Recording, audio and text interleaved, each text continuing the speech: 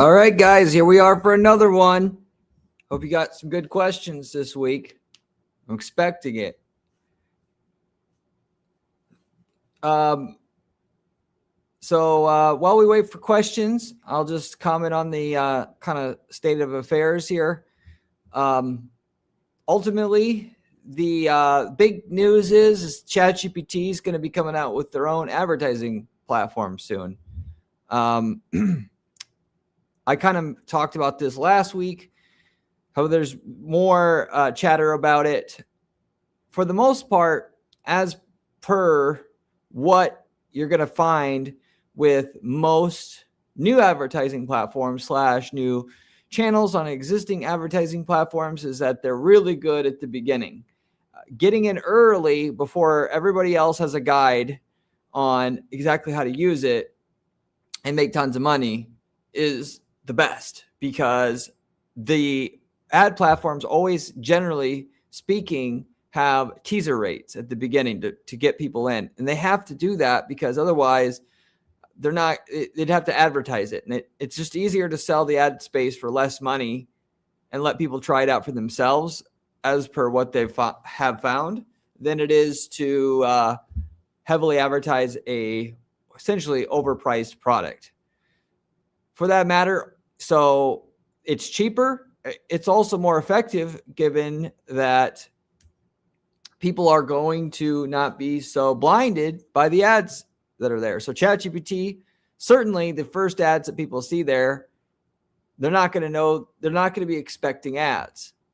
So, and maybe not even realize an ad is an ad and click through it at a very, very high rate at the beginning. Just like, email click-through rates. When email came out, you could get click-through rates of 10, 20, 30% because people just weren't used to ads being in the email. Of course, marketers ruined it, and that's the way of the world. That's the way all marketing channels that are new are going to go. But you could take advantage of it. I would presume the return on an investment on ChatGPT ads will be great for the first 6 months to 18 months, somewhere in there. That's about how long it takes for the most part for people to find out about it and start to, pile in. And then, 3 years from now, it'll be saturated. So get in while the getting's good. For the most part, though, hi, Mustafa. It's not going to be like traditional Google search advertising, from what I can guess, in that you're going to bid on the keyword red shoes and you're going to get a person who's looking to buy red shoes. Now, perhaps there's people that go to ChatGPT and say, ChatGPT, what red shoes should I buy? And they're going to spit out an answer and you're going to get a nice relevant ad click. For the most part, that's not how most people I see use ChatGPT / LLMs to begin with. I can tell you from experience, like looking at our clients' CallRail data, which also picks up ChatGPT searches, for the most, and just the consumer audits, asking people where they found us, 1% or less of business is coming through ChatGPT because people aren't using it for commercial purposes or using it for informational purposes. And I think that'll certainly change over time, but for now, it's not really there. So how do you actually monetize ChatGPT? It's going to be through informational marketing, which isn't going to be what most people want, because they already don't want to do information marketing. They just want people to buy when they're ready to buy and not have to do anything for it. There's no sophisticated sales process, none of that. And have to have an actual trained salesperson to handle the leads that come in versus somebody who can just do order taking, which is not sales at all. But you're gonna have to basically do that in order to make money from it, I presume. You're going to have buyer's guides, stuff like this, which you should be using that stuff on Google search anyway. Now, the difference here, though, being that the cost per click, I presume, is going to be astronomically lower on ChatGPT ads than it is on Google search, because Google search has also gotten greedy about it, right?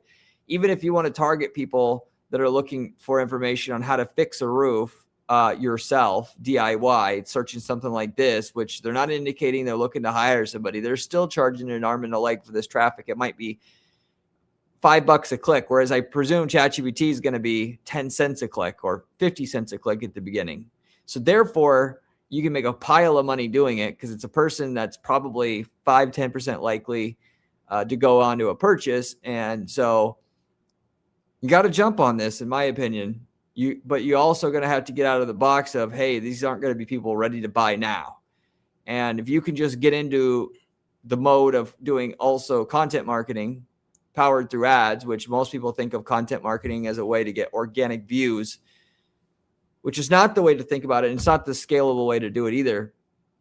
Then you can make a lot of money ultimately. So the people that get in early and understand how to market content like that are going to make millions of dollars before the cost per click goes way up.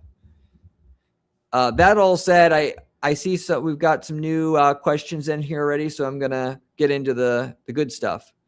Blaine, good afternoon. This is the first time you are doing a live. I have watched tons of your amazing PPC content and learned so much 5 stars. Will this be a regular podcast? So Blaine, I've been doing these weekly Q&As actually for 2 to 3 months now. So you just haven't seen it, I guess. I do them every week, same time, same place. That said, this week, I'm also starting a live optimization series where I'm going to be taking clients' businesses / campaigns and offering live advice on how to make those campaigns work better. And it'll be a continuation series. So instead of just me saying doing X, Y, and Z, we'll get to make changes, come back, look at the account a week later when we do the next one, and then do the same thing there.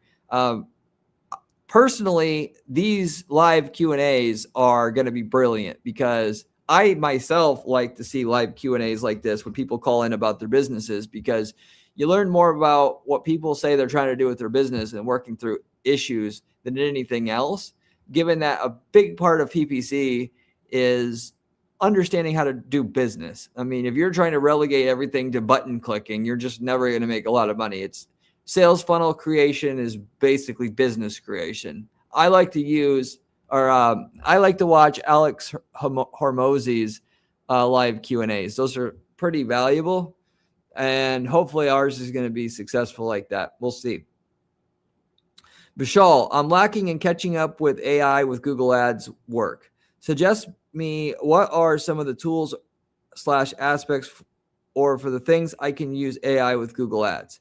So first of all, it seems like every week I get the same question or a variation of it, which I'm not complaining. I'm just saying that a lot of people, they want to know how to utilize AI to make their Google Ads more profitable or easier or whatever.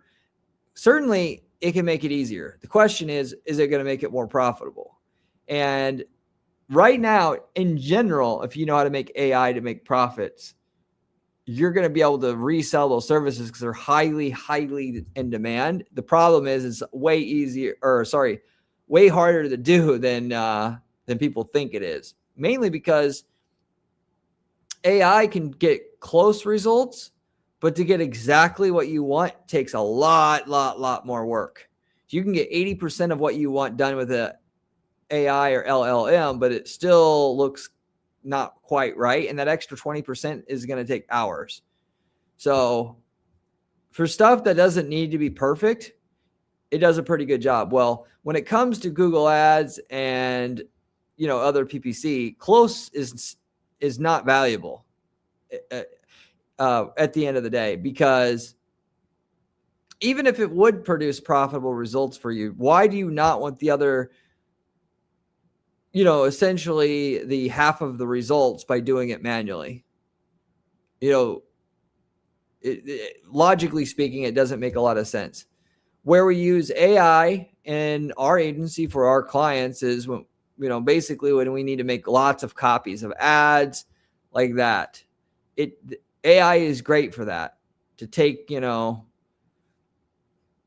one ad and make 100 variations of it with slightly different variations on the design and so forth, something like that. But in the grand scheme of things, that doesn't really help people in the way that they expect to be helped. They want AI to pump out magically a multi-million-dollar ad campaign for them. And if it were that easy, everybody would do it.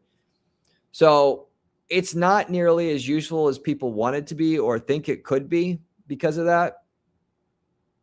So I don't have too much usefulness to offer you other than like what I just said there.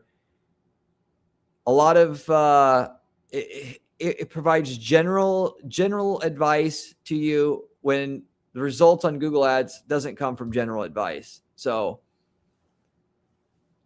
that said, can it slam out mediocre landing pages and websites and that kind of thing quickly? Yes, it can. So, I mean, for that matter, I'm surprised how quickly it can bust out websites. If you were in a niche like home services, right?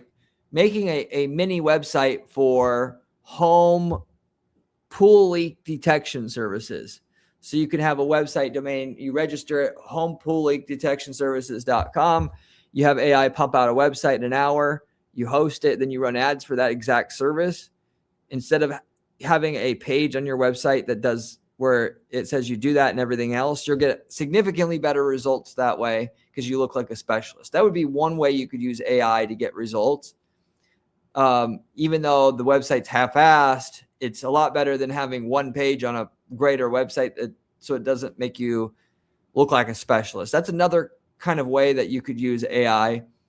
The main thing is, though, that Google has a lot of AI built within it with their smart bidding systems.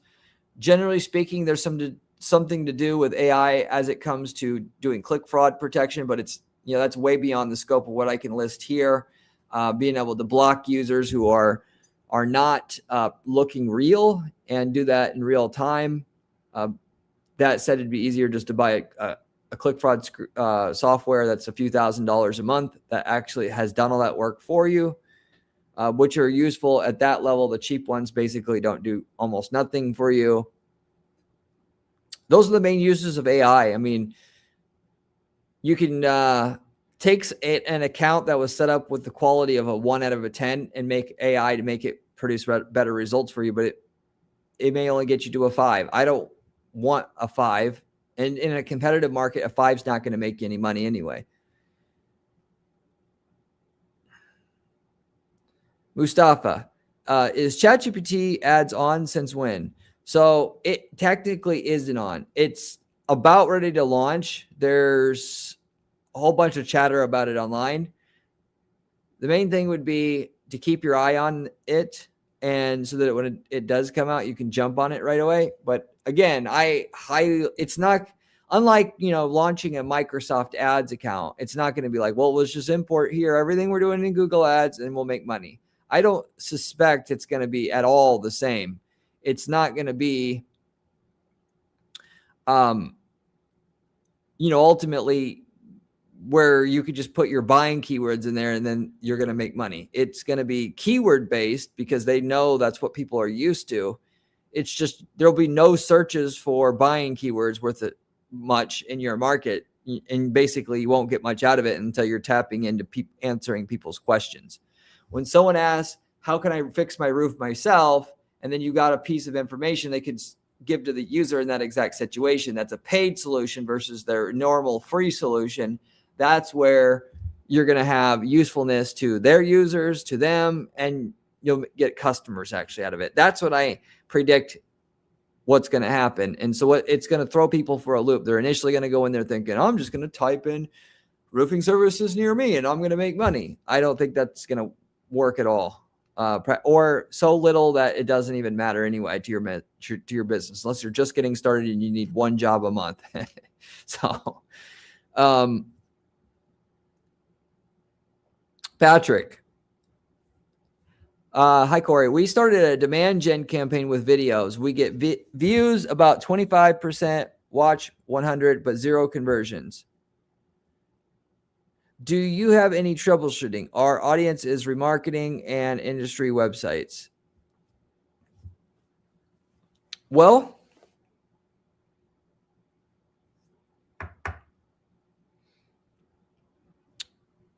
Generally speaking, for a video ad to work, you need really good follow-up ads, because people can get good value out of a video, but they're not ready to buy right then. Just think about how you buy. When's the last time you watched a video ad on YouTube, let's say, and you instantly like, fuck yeah, this product's amazing. I'm going to whip out my wallet right now. I'm buying it.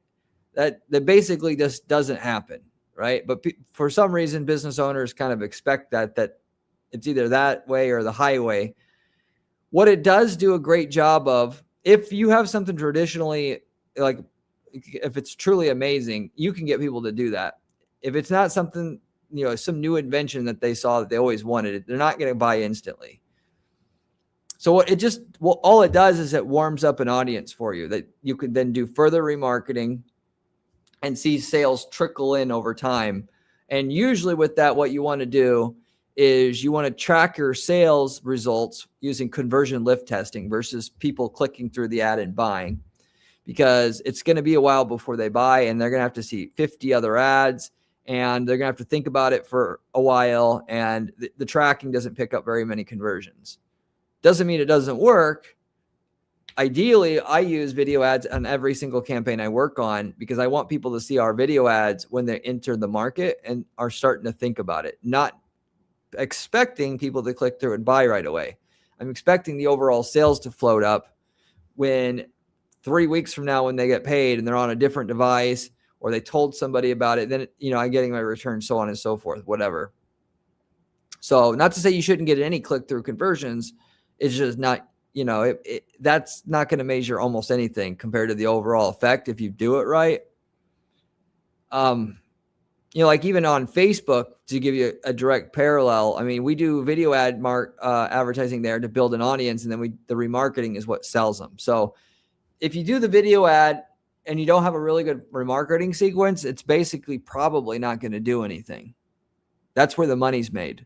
The better the remarketing, the more the money you're going to make. So you should have 5 to 15 ads that show up after they watch the initial video ad to get the user the rest of the way there. It's partially about getting them the rest of the way there, and partially just staying in front of them and top of mind until they have money to buy or they're ready to buy or whatever. So they may see an ad about a brand new baseball glove that they want to buy, which they're not needing a baseball glove now, but we keep showing to them ads of people loving this baseball glove. Eventually, they're going to be like, you know what? I want to treat myself to this baseball glove.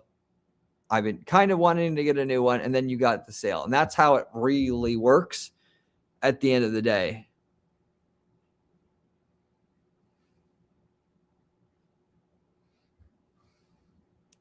Vishal, what campaign structure works the best for you? Category level campaigns, subcategory ad groups, and how many ads do you typically have in one ad group?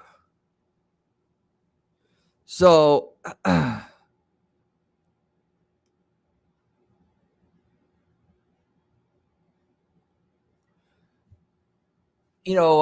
the most part, I will do a unique campaign for every product / service that I'm marketing, or if I offer a lot of products, it'll be categories of products.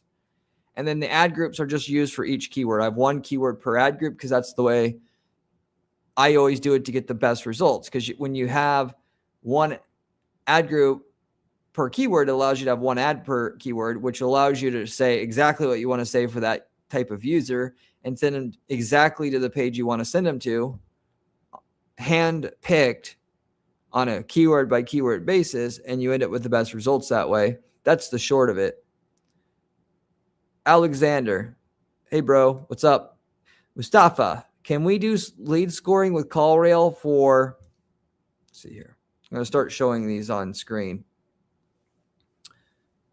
Can we do lead scoring with CallRail for meta ads, form fills, phone calls? Yeah, you can actually. Facebook has the integration there like Google has. It's not nearly as straightforward, but you can do what you want to do there in a similar way. Alexander. Northern Lights UK campaign. Good conversions every day at 888 and okay. 0 conversions after 112 and okay. Back to 900 and okay. CPC 30 to 35 and okay. Good terms tracking at landing page, but 0 bookings. I would say if you know that you've looked at your search terms report or where you're running the ad is relevant, that these are people that you know are in market for this, then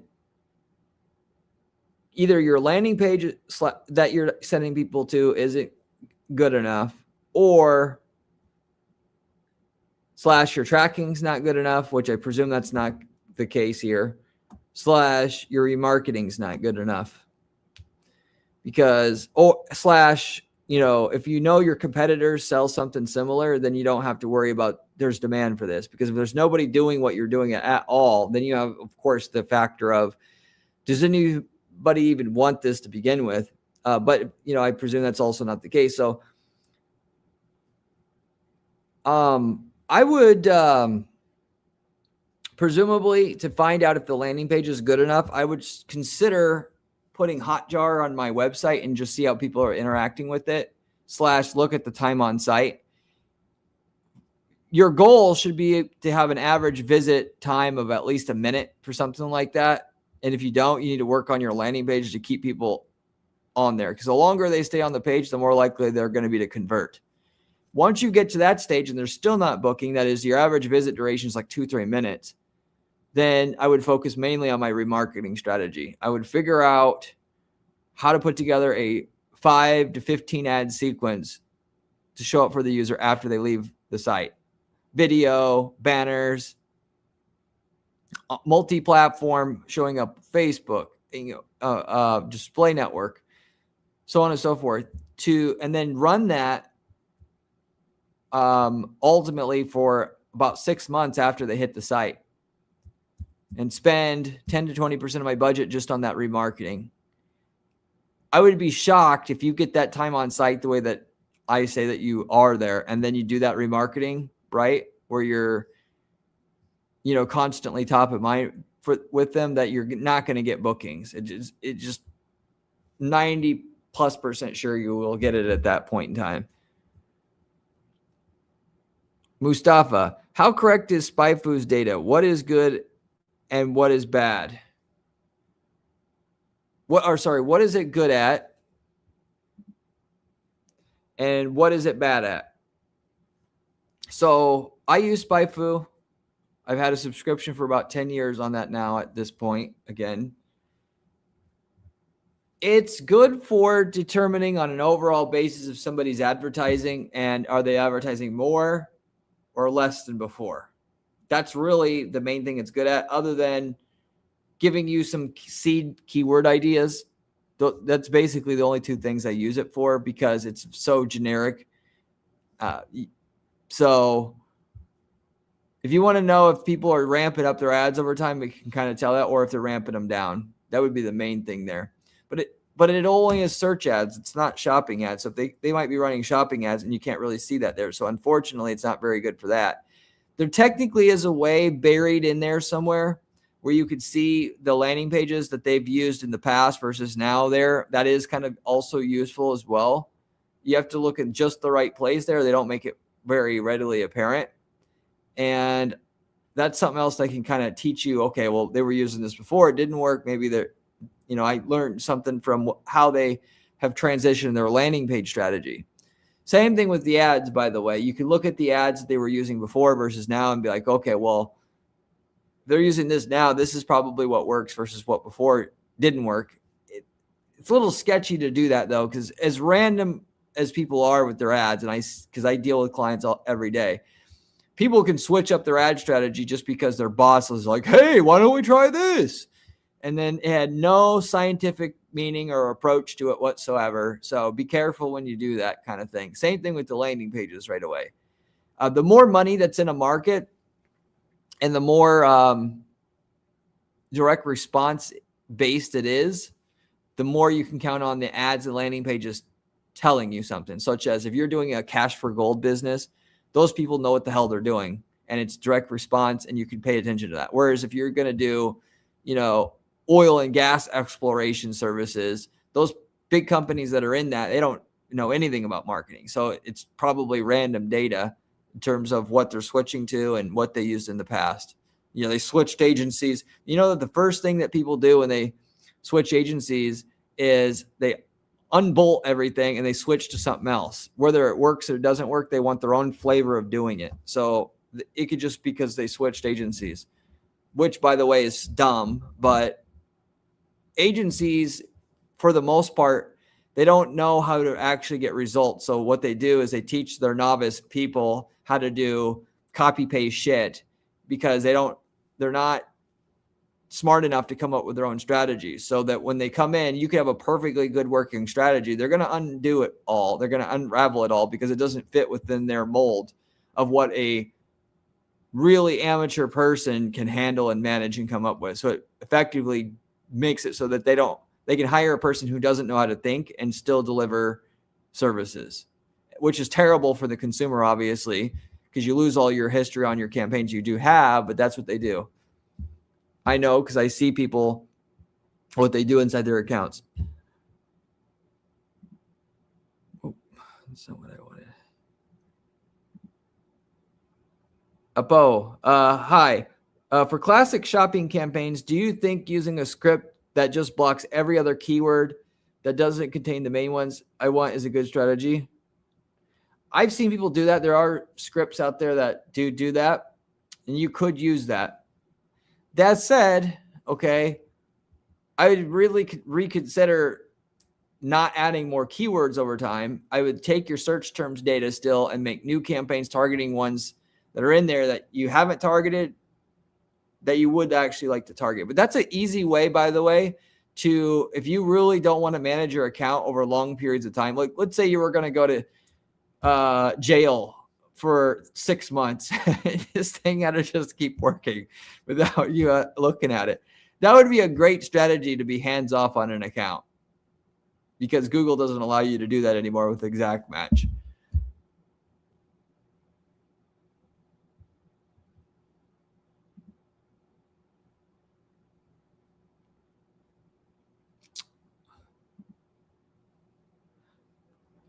Hamza, I start a camp with max conversions on broad and got about 15% impression share and more than 60% irrelevant traffic. Then I shifted to max clicks with an exact match and getting 50% is and relevant traffic, but still no conversions.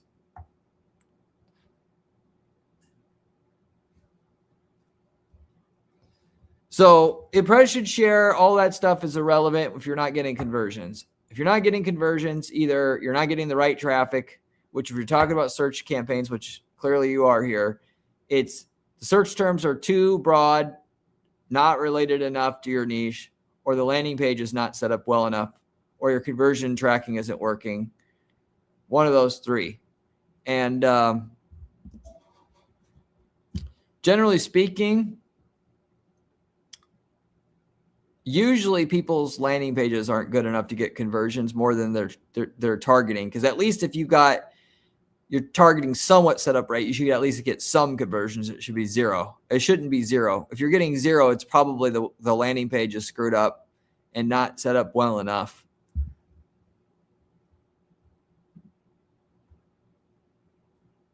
Alexander Hansen, we have a huge demand.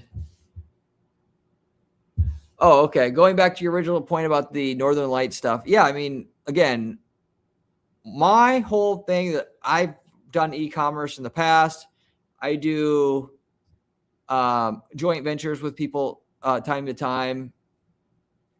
And my whole prerogative is I need to make my website so good that if people aren't staying on there at least an average of 2, but ideally 3 minutes each time, then I've got to either fix the traffic source or I've got to fix the website to make it convert better. And until I've achieved that particular objective, unless we're talking about like cleaning services where they don't really give a shit what it is, they just need the information to call or not, for the most part anyway,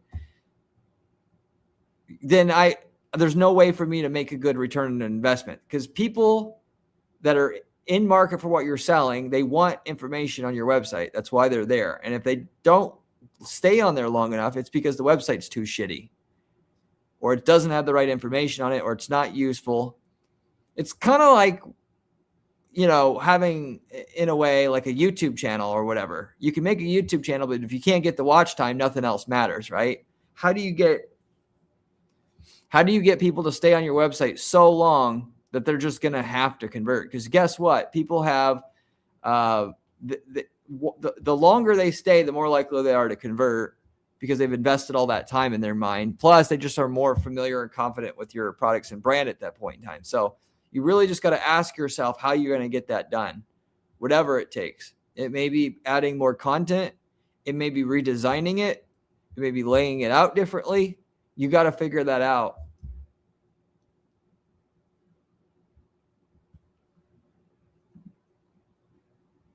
Mustafa, let's say there's 3 advertisers that are bidding on a keyword. Account in New York, exact keyword, average CPC is $80. Can I manually bid $10? Will I still get impressions? You may, but there'll probably be not the quality of prospect that you want ultimately. So you could bid low like that. And I would just, check your search terms report, make sure you're not showing up for irrelevant stuff that's cheaper, because that could likely happen. But also, even if you are showing up for the correct thing, they can easily just give you the traffic that the leading guys that are willing to pay $80 don't want. That's stuff that doesn't convert. The guy that has no budget, he's not very motivated. So there's no free lunch when it comes to that, per se. If you want to get, and I literally just recorded a video about this I'm going to be coming out with. If you want a cheaper CPC, the easier way to get a better value out of what you're doing is to focus on getting rid of click fraud, because most markets have tons and tons of click fraud. We're talking about 70-80% of the clicks being click fraud, and working on how to actually do that, because then you can easily pay $80 because it's worth it, or whatever then, or worth it, or a lot closer to being worth it than before. So that'd be the main thing there. Either that, or you just got to figure out some long tail keywords to go after. So Accountant New York may have a lot of volume potential, but I would be looking at specific accounting services in which I have specific ads, specific landing pages that'll convert at a much, much higher rate, and also making it worth it. One small trick that you may consider is with manual bidding. We found out recently that if you add like 500 audiences with manual bidding, and you would set the keyword bids real low, but you jack up the bids on the audiences real high, essentially your ad will only show up for somebody who's on one of Google's audiences there, which indicates that they're a real user versus a bot user. And ultimately, not only will your cost per click kind of go down from that, but your conversion rates will go way up, because it's going to weed out a lot of the bad, relevant traffic. It's kind of an interesting hack we found.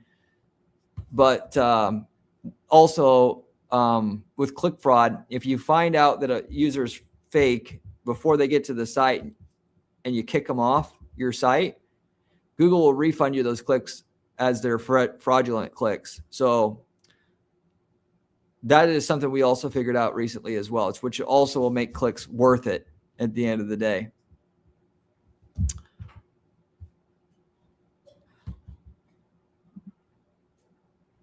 Hop2, what's up?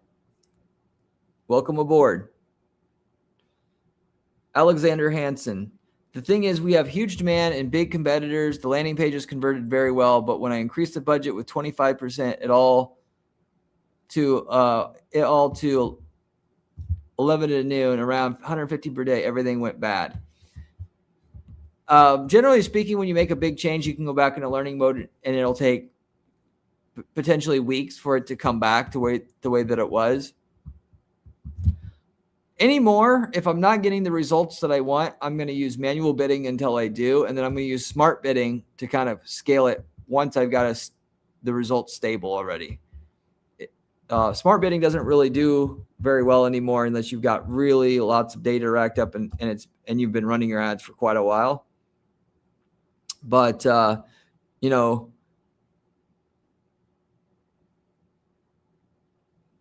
also, as you're trying to scale it up, you need to scale it up like 15% at a time because the system is going to break if you don't do it that way. Scale it up 15%, wait for it to stabilize, scale it up another 15% and so forth.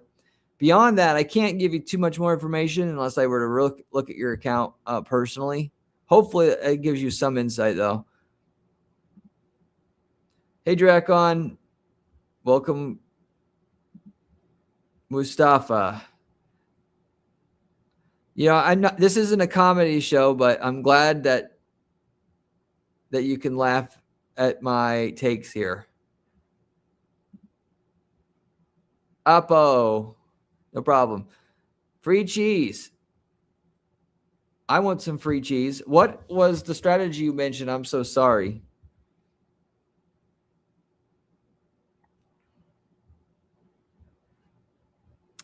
I am not sure what strategy you're referring to. Maybe you can remind me what you're talking about here. Also, was on the phone with a customer. That's okay. I can catch up where we left off. Oh, okay. You had a call. I gotcha.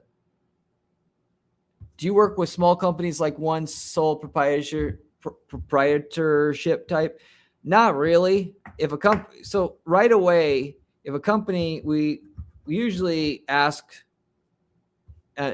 like if you went to our site right now and filled out the form on my site saying you wanted to work with us, the first thing I'm going to do is ask how much sales you're doing, because it's not that our services wouldn't work for a startup that's got pre-revenue even. It's just the amount of runway you need to get it going when you have tiny amounts of revenue. It's not, you need to be figuring it out yourself and getting it at the first stage. Like, you're not going to hire a business consultant day one, generally speaking, right? It doesn't make any sense. Well, this is not any different. What I like to always see is people dabbling in it and they're getting results with no skill involved in it. And then we can take it to the moon. And that's a pretty good indication, by the way, that you've got a product or service that's going to do well for you. You're in the right niche. If you can't get your ads to semi-work, half-assing it with no idea what you're doing, then it's probably not going to be extremely profitable long-term, because most of the people that are successful that we're dealing with, they're at least able to get some little bits of success just throwing it out there. So if you're not at that level, then what we usually do is say, hey, learn it yourself, watch the videos. It's all free. Everything I do at our firm is on the videos. And if you need a one-off question answered, hire me for 30 minutes. I'll review what you're doing, telling you if it's good or bad and if it's likely to work, and then run off with that information and then just do the work yourself. Won't be as good, but it's kind of what you're forced to do when you're too small. Drakon, how much accounts are you going through on Wednesday's stream? So we are going to go through 3 accounts, I believe, is what the final number came to. So what we're going to do is we're going to review the accounts. Same guys will come back the next week. We'll review the changes that we did.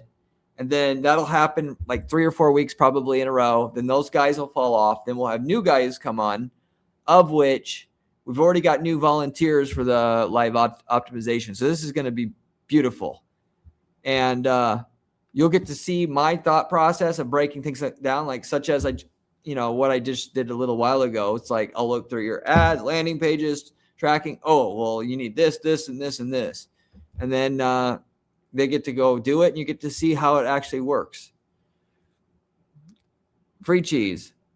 Now, is a landing page something that we can make from our own website than from my Google sites, or simply web pages not that specialized?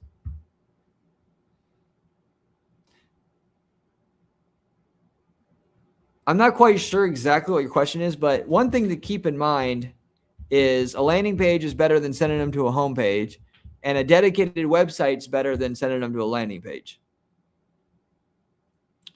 For me, going back to kind of like my example before, if I'm doing home services and I see that 10% of my revenue is coming from one particular service, I'm going to build me a dedicated website just for that service. Why? Because I'm going to get way more action out of it when it looks like I specialize in that one thing. And over time, in a lot of cases, you'd be much better off having 2 or 3 microsites in which you promote those microservices and just doing that versus trying to promote everything you're promoting initially. And it's more scalable because when you find out, like, you're doing leak detection and you realize swimming pool leak detection is where 20% of your revenue comes from, and then you make a site just for that, and then you're able to triple the output from that particular subcategory, you end up making a lot higher margins as well, because your staff can be trained to be an expert in that exact type of leak detection on top of it. Let alone the marketing is going to be better, more volume, lower CPAs, because now you're a specialist in the eyes of the consumer. Not a lot of people think about it like that.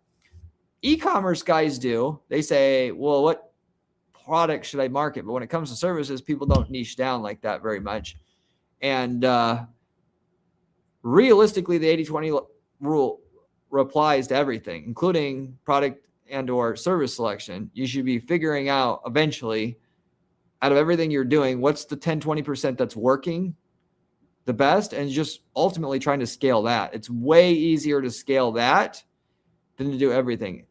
Or like, even if you're in B2B, you should figure out the 10-20% of customers that make all your revenue, and then just narrow all your targeting down to just them. So like we were talking about before, a certain amount of revenue, so on and so forth.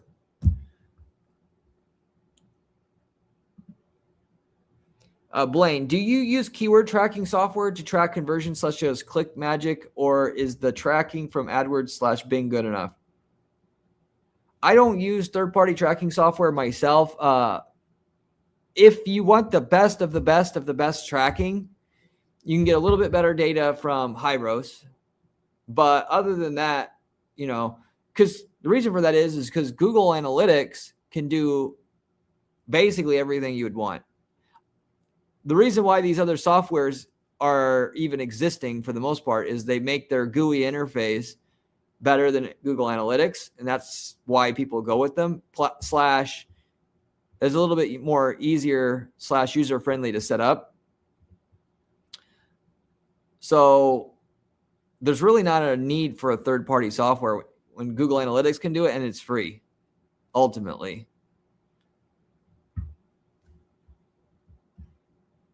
Free cheese again. Corey, I'm getting a lot of clicks, likely fake or fraud. So from the analysis that I've done before, it doesn't matter the platform, like 70% of the clicks you're going to get are fraud, fake. And in some occasions, it's almost like 99%, depending on where you're advertising. So it's getting to the point now where you have to now be like a cybersecurity expert just to be able to make money with your ads, because all the platforms, particularly when you hit a recession, by the way, which we've had recently, these companies need to survive. And so they just mix in the bad traffic with the good part of it to keep the revenues up. They aren't going to just say, well, we don't have any clicks, we're not going to spend your money. No. They're going to just take your money anyway and mix in the shit traffic, even Google.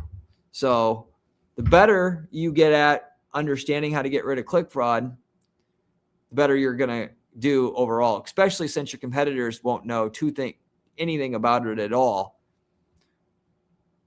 And unfortunately, click fraud, it's an ever evolving thing. Even if I made a software for you guys to do anti-click fraud stuff with, if it were to widely circulate, that is 10,000 people started using it or more, then the guys that do click fraud would just adapt. So you got it. But the main revelation that I found out recently is we used our tracking data to weed out bad traffic. And that's one way to do it. But it's after you've already wasted your money that you're able to do it.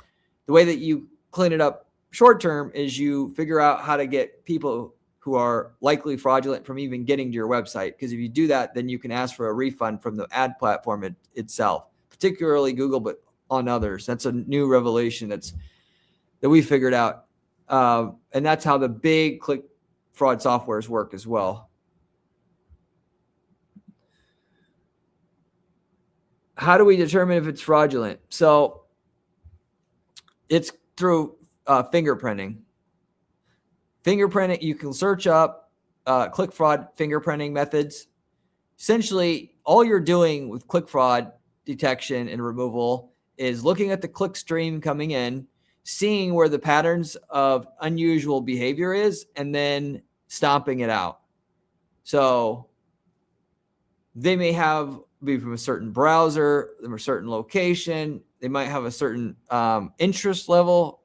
There's, you just slice and dice the traffic, and you're going to find something that's irregular there.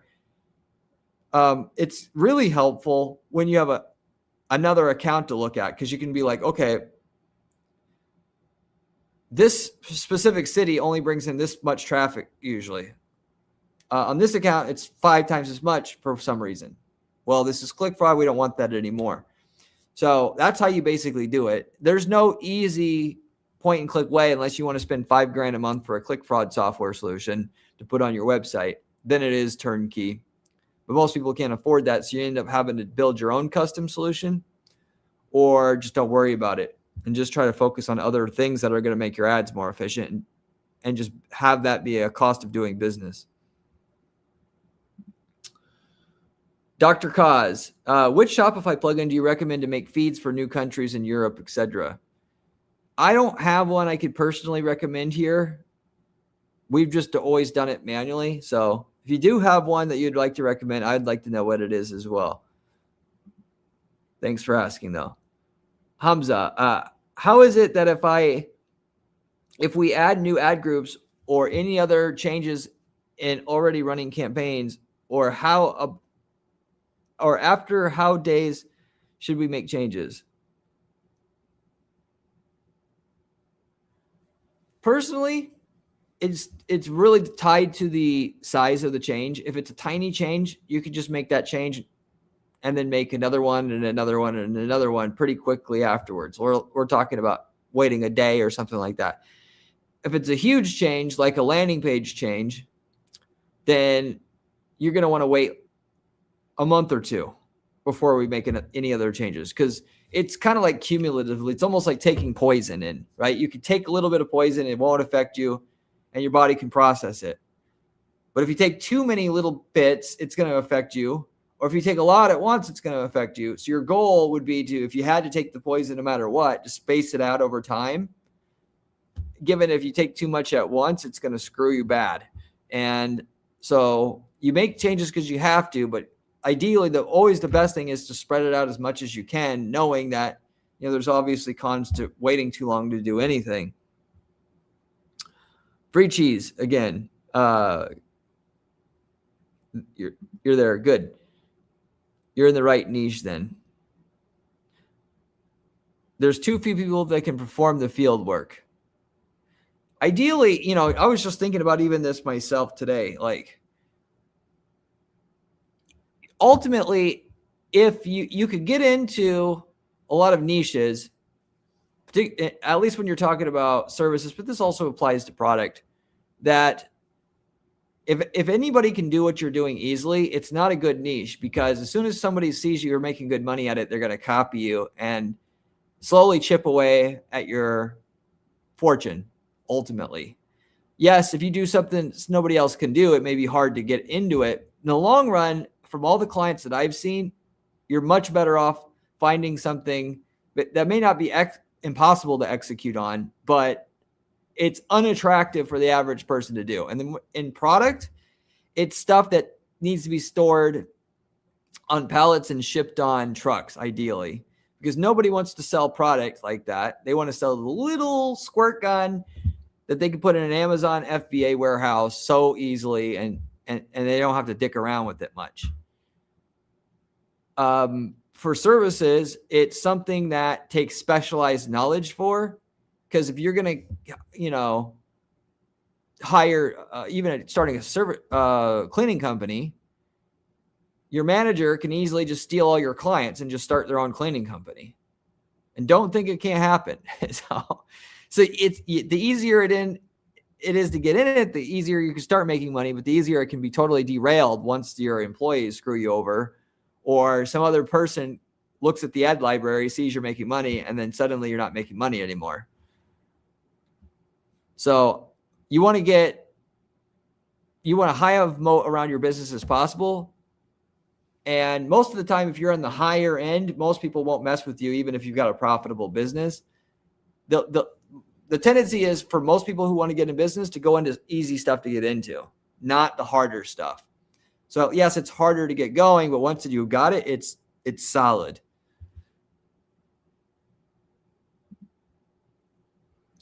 How much do I charge for a consultation? $2 million an hour. No, I charge right around $500 an hour for consultation. We can do 30 minutes if necessary. Just reach out to me through my site if you have a question. Stan, what is Wednesday's stream? Similar to this? It's live optimization. So I've got a form under my videos that say if you want a free audit, I provide one, of which you have to volunteer to be on our live optimization live streams, where we're going to be, you got to tell me what you're trying to do with your business and account. I tell you what to do. You execute on it. Next week, we come back and see how it did. Do the same thing there. And that's what that particular live stream is going to be. And it's going to be weekly, just like the Q&A live stream is going to be weekly. Hopefully that kind of makes sense. It'll make more sense if you hop on that stream what it is, or just watch one of the recordings after the first one comes out. Free cheese. Well, you're a smart man. I'm not as smart as some others. I'm just my superpower is being pragmatic and practical. Most people have fanatical thinking. Free cheese. Thank you for your details on specific site suggestions. How's dryer repair versus refrigerator repair versus washer repair? Should each have a specialized page? Definitely, if you're asking me. Just that one simple action would put you ahead of most, if not everybody in your niche, most likely, because they don't see the reason to do it. But to the consumer, that's ideal. I don't want to have to call to find out if you do washer repair, and I don't want to have to dig through your site to find out either. So absolutely. I'm considering creating a SaaS in the marketplace. What is one software you can't live without, but you still see room for improvement, especially with AI?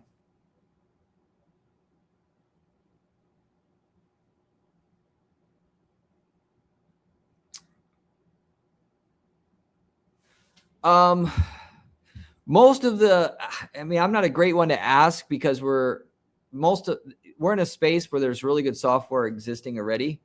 The main thing that I see potential for and I mentioned, I believe this on last week's live stream, somebody needs to come out with a platform that will allow them to have an AI agent answer the call, do preliminary screening, meaning ask them questions and to see if they're a right prospect, and in a way that sounds like you're dealing with a real human, it's indistinguishable, and then book the appointment for the user. And then ideally pair that with a marketplace where you can buy booked appointments, because the reason why I don't sell leads is because people get the leads, they're perfectly fine, but people will be like, your leads are shit, I want a refund. And really, they just didn't know how to handle the leads in the first place. What they really need is the leads and the sales process, and them spoon-fed the appointments. So if you had a platform that would charge per appointment, and you could sell appointments and business owners could come on there and buy appointments, it would basically explode, because marketers don't want to do the sales process. The companies don't want to do the sales process. So if you had a middle thing that where the AI did the sales process itself and then brought the buyers and sellers together, that would be a $1 billion idea. I wish somebody would do that. Dracon. Corey, what are 2 other niches are going to be on the next stream? Or is it a secret mixing up e-commerce with services? Yeah, you'll just have to be there to find out. That's the deal. Free cheese. Thank you about the shit traffic and traffic info. Yeah, I mean, it's a shame anymore that these platforms are doing what they're doing about not weeding out the bad traffic. But they'd have to, if to weed it out, they'd have to admit that they had bad traffic in their traffic stream before, and they're not going to do that. It's like Enron. Once you start cooking the books, you can't not keep cooking them. You're done. These platforms, that fraud is baked into the cake, and it's not going away because they can't make it go away. Free cheese. How does one determine where or who or how to stop fraud? On Clickstream. Cool. We'd like to see more of this. Okay. Yep. Pretty much answered that. Stan, we have a pixel that is gathering customer data and being enriched on 4 local landing pages. Seems like more than half the address that we get are not in the local area. Does that seem like fraud? So the one thing that I picked up about within the last year is if you're talking about search ads, phrase match or broad match brings in out of the area clicks, or a hell of a lot more, like way more than exact match. So consider switching to exact match, even though it's probably not ideal for you. That plus add negative locations for every single area that is not targeted as a positive location. Do those 2 things. It'll probably clean up almost all of your issues. Google's playing these games because they know people aren't watching the ball, and they can essentially take advantage of most advertisers because they aren't watching the ball. So you've got to go to this extent now to deal with it. Now, if it's a different traffic source, let me know, but I presume that's what you're talking about. Corey, you can evaluate my account for the purposes of improving it. Yeah, sure. I mean, just under any of my most recent videos, just go under there. There's a free audit form. Go in there, fill it out, and I'll look over what you got. Exact platform, agentic AI. So there's a lot of people talking about how there's software to do AI. There's people that are trying to sell AI as a service. What we really need is a done-for-you platform that is neither purely service or purely software. You go on there and you say what you want done, and then there's a price attached for that level of automation, and somebody goes and does the automation and then comes back and delivers it, almost like a freelancing type deal. But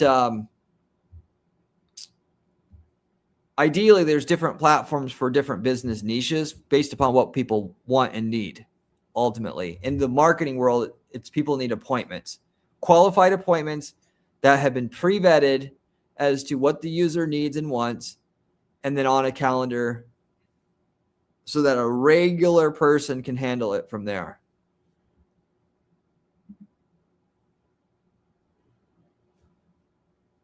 That's where we're at. Stan, Wednesday at the same time and place?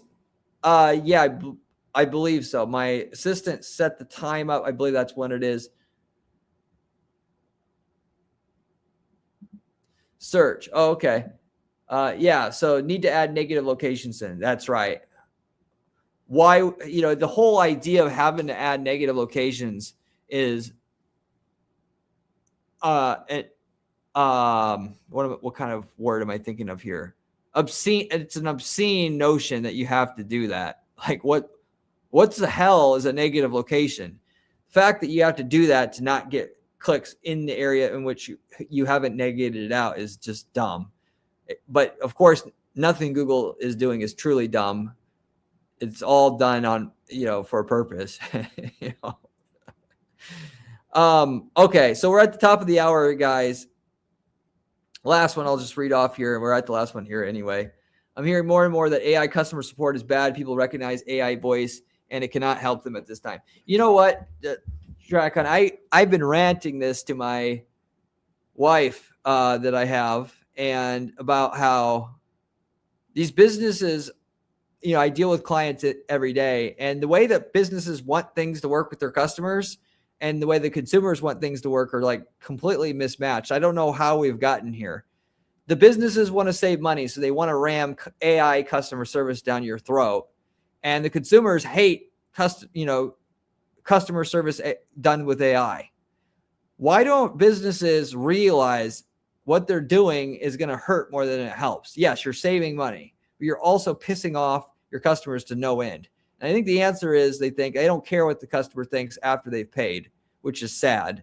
But not to say that it ain't going to get better, because it is. But at this stage, forcing your customers to deal with AI is like you're hurting your brand. I don't know why so many want to do it at this stage, and especially for sales. But,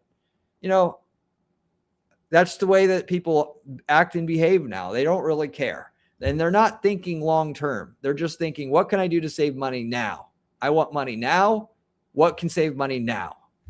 And the customer's opinion or thoughts is an afterthought. They don't even, I think they can't be thinking, they can't be so obtuse as to think people don't mind. They just don't care. They want money. They care more about money than anything about the customer ultimately. So it'll be interesting to see if people roll this back. I know people are rolling back AI customer service in some places because it's horrible and really pissing off customers, but not enough yet. I think there'll be a lot more. Then it'll come back slowly in a more sustainable way. Anyway, I'll wrap it up with that. Thank you, guys. I'll talk to you later. See you next week. See you on the live optimization as well.